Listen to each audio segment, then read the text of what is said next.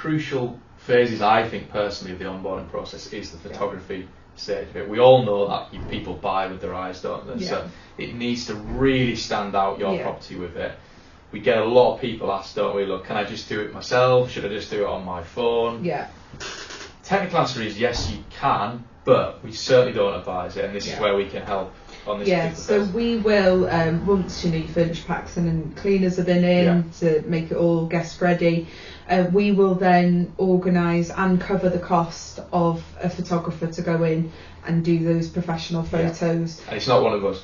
And it's not one of us, it is actually somebody we source out for that in the area. We work with in a lot of different areas, and we get them booked in. But what they will do is they will go in, they do this for a living, so they know what angles you need to get. They'll then spend a little bit of time editing the photos to make them nice and bright and really touch them up and things, and ready for your OTAs. And stage the properties as well, which I think is a big thing that does get missed. These photographers will go in and they'll make it like, they might put like croissants or orange juice, cups of tea, like really make it look like it's being lived in, because that really adds helps, something, doesn't definitely. And with those types of photos as well, they have a multi-purpose. They will go on your listings, but then it also gives us something for social media marketing. You want something like that if you putting a post on social media about that property. It just makes it so you're not just putting a picture of a room on each time, because that also gets a bit boring for people seeing. And I always think of a property, there's always one photo that stands out, isn't there? There's always a reason why you go,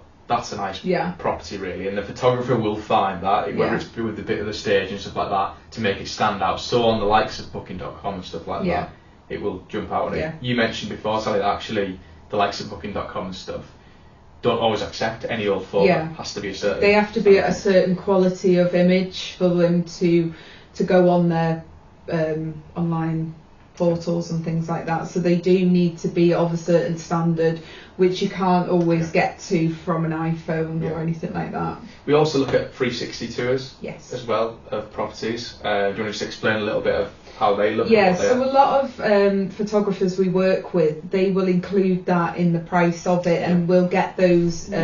So what they will do is they'll go through and do like a video tour where you can click through each room and you can view the full 360 while standing in one spot of that room.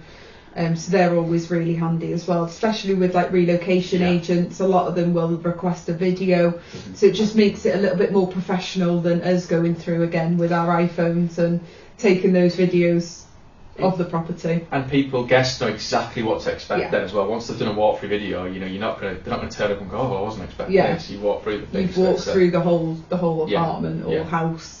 So that helps a lot. That's it. So no, a really important stage of the photography, but the great news is that's something we assist with, and we can cover that cost of it as well.